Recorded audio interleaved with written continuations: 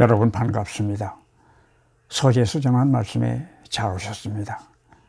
오늘은 그 48번째 시간이 되겠습니다. 마태복음 25장을 보면 탤런트의 비유라고 하는 예수님의 가르침이 있습니다. 그 비유는 이렇게 시작이 됩니다. 어떤 사람이 여행을 떠나면서 자기의 종 셋을 불러 재산을 관리하도록 맡겼다는 것입니다. 한 종에게는 5달란트를, 두 번째 종에게는 2달란트를, 그리고 세 번째 종에게는 1달란트를 맡겼는데 오랜 기간이 지난 후에 주인이 여행에서 돌아와 맡겼던 재산을 정산했다는 것입니다. 5달란트를 받았던 종은 그것으로 장사를 해서 5달란트를 더 벌어서 10달란트를 만들었고, 2달란트를 받았던 종도 2달란트를 더 벌어서 4달란트를 가지고 왔더니 주인은 기분이 좋아서 자기가 즐기는 향연에 참석해서 같이 즐기자는 이야기를 할 정도로 칭찬을 했다는 것입니다. 그러나 1달란트를 받았던 종은 맡은 것을 땅에 묻어두었다가 그대로 가지고 왔다고 했습니다. 이 이야기를 들은 주인은 노발대발하면서 1달란트를 빼앗아 5달란트를 맡겼던 종에게 주면서 그를 밖으로 내어 쫓았다는 것입니다. 예수께서 말씀하신 여러 개의 비유가 복음서에 실려져 있지만 그 중에서도 이 달란트의 비유는 읽을 때마다 참으로 그 속을 알기가 어렵다는 생각을 하게 됩니다. 또 누가복음 19장에 실려있는 열 문화의 비유라고 알려진 비유도 그 이해가 어렵기는 달란트의 비유나 마찬가지입니다. 그런데 예수께서는 이 달란트의 비유를 말씀하시면서 하늘나라는 이와 같다는 말로 비유를 시작하셨고, 열 문화의 비유도 하나님의 나라가 당장 나타날 것으로 생각하는 사람들을 향하여서 하신 말씀으로 되어 있습니다.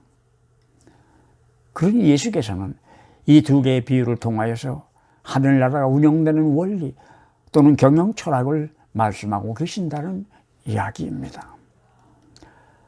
그렇게 되면 문제는 더 알쏭달쏭해서 이해가 어려워집니다. 나는 이 달란트의 비유를 읽을 때마다 1달란트밖에 받지 못했던 종이 안 됐다는 생각을 했습니다. 애초에 그는 왜 1달란트밖에 받지를 못했을까 하는 의문 때문입니다. 그가 받은 1달란트는 2달란트를 받은 종과 비교한다면 반밖에 안 되는 양이고, 첫 번째 종이 받은 달란트와 비교를 한다면 겨우 5분의 1밖에 안 되는 작은 분량이었기 때문입니다. 그러니 그는 처음부터 주인에게 공정한 대우를 받지 못했던 셈입니다. 그런데 마태복음은 그 이유를 각 종들의 능력에 따라서 그런 차이를 두고 주인이 재산을 맡겼던 것이라고 했습니다. 그렇다면 주인이 돌아와서 정산을 할 때도 맡겼던 것을 잘 간수하고 있다가 그대로 내어놓았다면 그게 얼마나 믿음직한 종이었겠습니까? 고년이 재주도 없는 친구가 무엇을 해보겠다고 덤벙대다가 사기라도 당해서 본전마저 잃어버린 것보다는 100배 낫지 않을까 하는 생각이 들기 때문입니다. 그런데 그는 본전을 그대로 가지고 왔는데도 악하고 게으른 종이라는 꼬리표가 붙어버리고 말았던 것입니다. 그런데 성경학자들이 이야기하는 것을 들어보면 세 번째 종이 받았다는 1달란트도 막노동자가 받는 15년간의 임금에 해당하는 액수라고 하니 적은 돈은 아니었습니다. 그러니 1달란트를 받았던 종도 받았던 액수가 적어서 무엇을 해볼 수가 없었다는 이야기는 할 수가 없다는 이야기입니다. 그렇다면 원금을 배로 늘렸다는 다른 두 종은 무엇을 해서 그 큰 돈을 만들었겠습니까? 우리말 성경에는 두 사람 모두 장사를 해서 돈을 불린 것으로 번역되어 있지만 달란트에 비해서 사용되는 히라보는 에르가사토라고 하는 단어입니다. 영어 성경에는 이를 work, WORK로 번역하고 있는데 그들이 그 돈으로 무엇을 했는지는 모르지만 눌리지 않고 일을 했다는 것입니다. 또 이 에리가사도라고 하는 단어는 마가복음 10장에 나오는 예수의 머리에 향유로 붓는 여인의 이야기에서도 나오는데, 여기서는 그는 내게 아름다운 일을 했다고 하는 예수님의 말씀에서 이 일을 했다라고 번역된 단어입니다. 그렇다면 본전을 배로 늘린 앞에 두 종을 칭찬하고 본전을 그대로 가지고 있다가 돌려준 세 번째 종을 저주한 주인의 속마음은 무엇이었겠습니까? 다시 말하면 주인이 종들을 판단한 기준은 무엇이었느냐는 것입니다. 왜냐하면 이것은 하늘나라가 운영되는 원리가 될 뿐 아니라 내가 세상을 하직하는 날, 이 세상을 살아온 나의 삶을, 생명을 주신 하나님과 정산하는 기준이 될 수도 있을 것이기 때문입니다.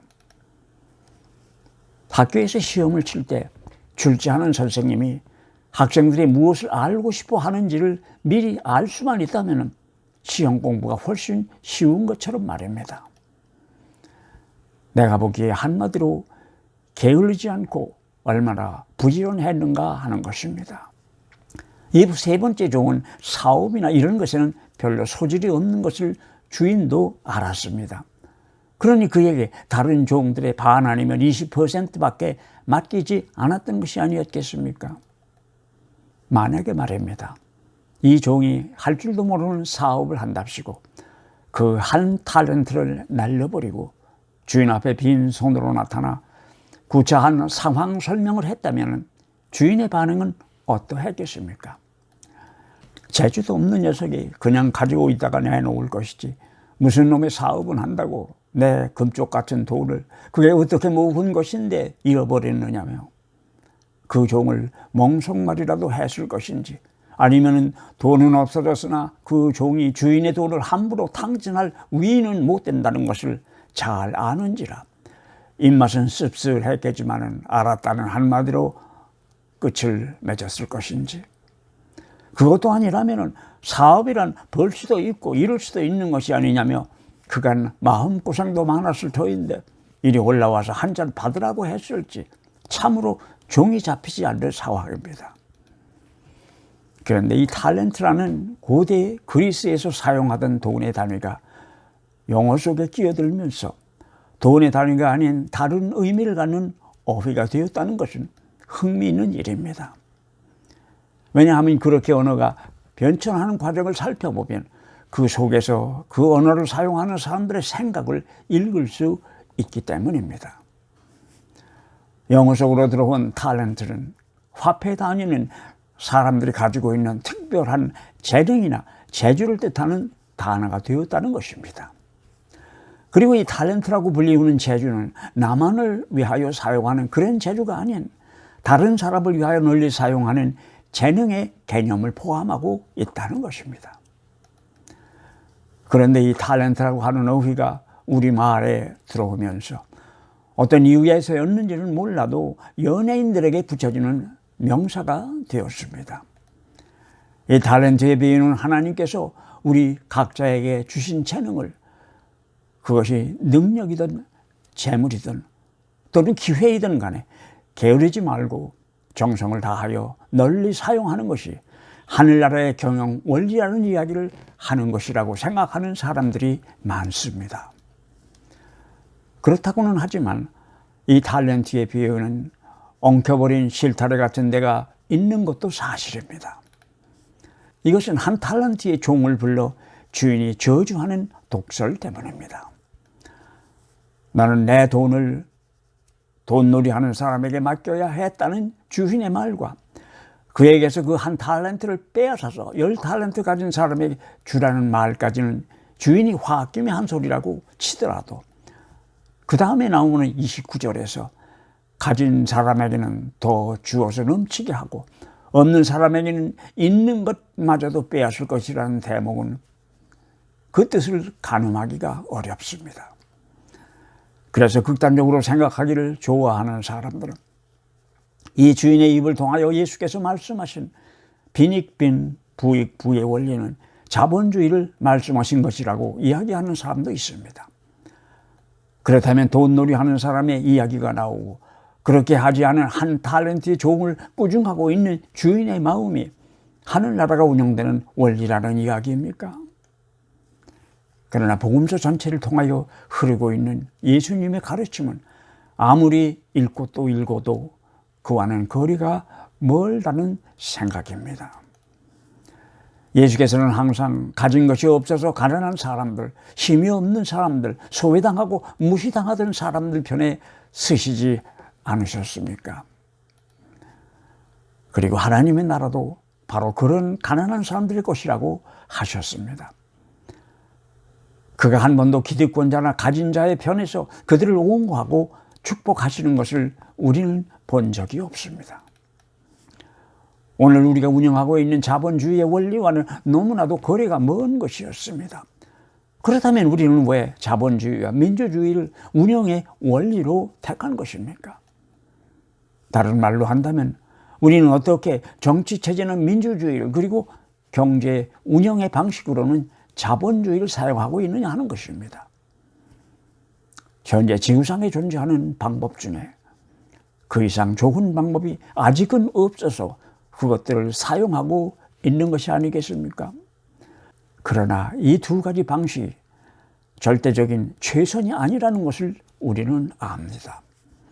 현재 우리가 사용하고 있는 민주주의나 시장 경제보다 더 나은 하나님 생각에 꼭 맞는 것을 찾을 수만 있다면 언제라도 바꿀 수 있을 것입니다. 여러분 같이 해주셔서 감사합니다. 다음 주일 저녁 8시에 다시 뵙겠습니다. 고맙습니다.